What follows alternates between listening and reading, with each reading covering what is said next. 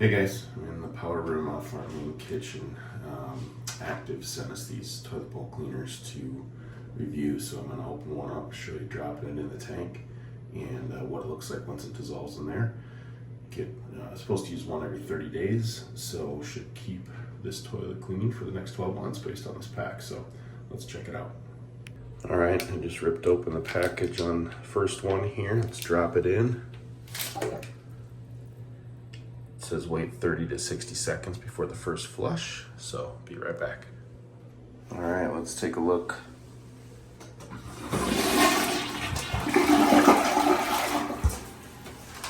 Okay, you can see it's starting to get blue.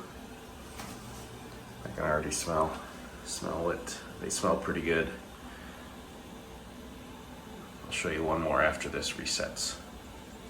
Okay, flush number 2.